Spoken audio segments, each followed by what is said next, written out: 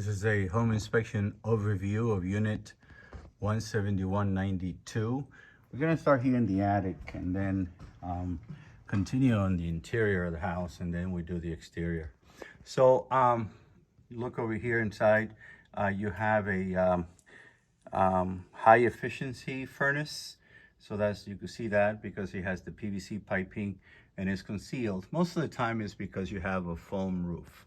So foam insulation. So I checked all the insulation all the way around. Thickness varies from 7 to 6, 8 in some places. So it's appropriately done in many locations. Like I said, it's pretty, the thickness is appropriate for an R20, R30 or 38. Okay, so that's that in here. Here is the supporting beam that goes across to bear the load that we were concerned about. So this is right here, load bearing. It takes the load from the roof, multi-layer of 2x8s and 2x4s coming all the way across, and it's bolted properly. So the framing is well done. It's prefabricated, pre-manufactured framing, and they obviously bring it in here and they put it together. So this is the attic. This is what it looks like. There's the ceiling. There's typically no insulation in the down on the ceiling. On the other side of the ceiling, because you have the foam on the deck. So it's a seal system. All right, so I'm going to continue going down and I point out things that we need to take a look at.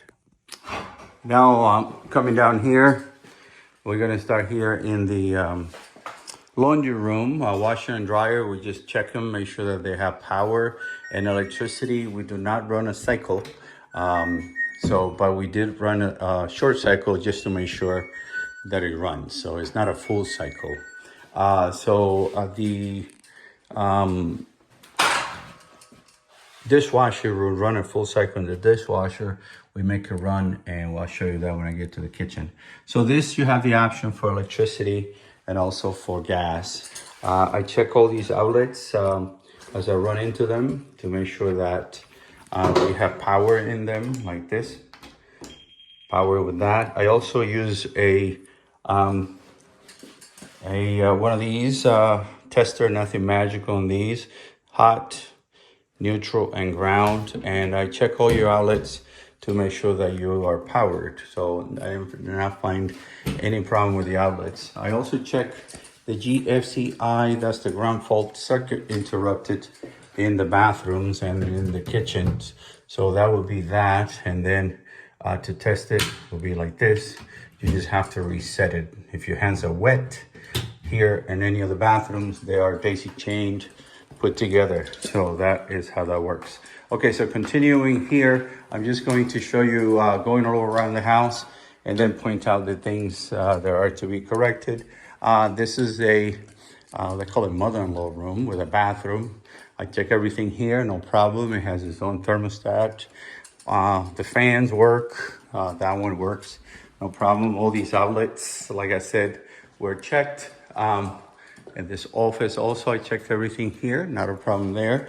The floor, I checked to make sure there's no delamination, and it works. This seems to be the remote control for this fan right here, but it's not responding. So a lot of times the switch from here to here, somehow because of the distance, it doesn't communicate, but a lot of times it might be just a matter of getting the logic reprogrammed again. So it's not that difficult. So this is on the report as not working. Continuing here in the kitchen, I check all the appliances. I check and shut off the lights as I go along. I check underneath here, no leaks.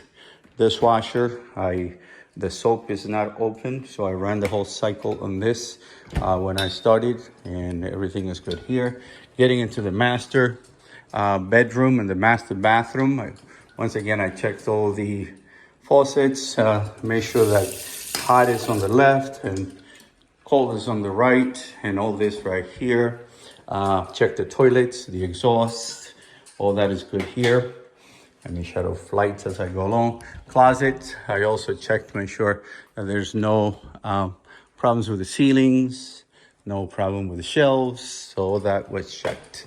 The lights, the exhaust, all that was okay here. Okay, so pretty much this is it on the interior, and I'll continue with the outside and show you specifically what I got, and we go from there. All right, we'll continue on the outside. I do the same thing. I start at one end of the house, I go all the way around, and then come back on the same location. So in other words, I'll be back on that side over there to finish the video. So they have a water filtration system. This is different from a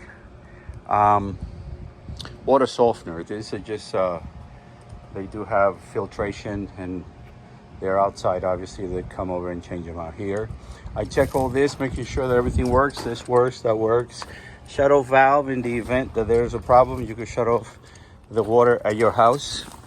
And this is where the meter is. We check to make sure that it's not running.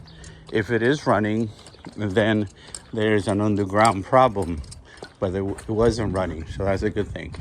The roof, I flew a drone, like I said, and it seems like everything okay. No cracked tiles, nothing broken.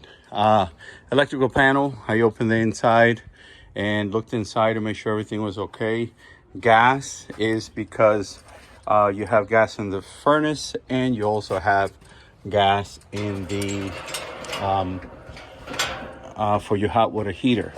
Hot water heaters in the garage. Not much to show you in the garage.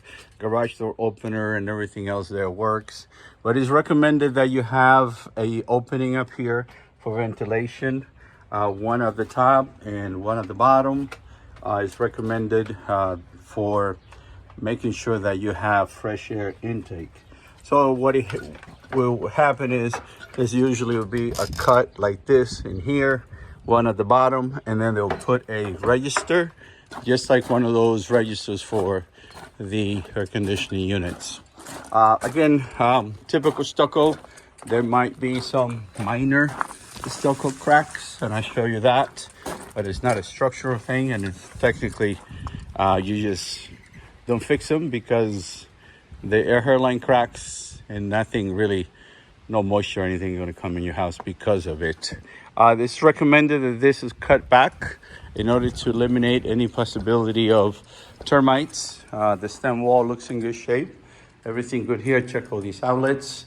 The doors, I open them up all the way to the end, and they slide pretty well. This is the stuff up just in case you want to add a grill.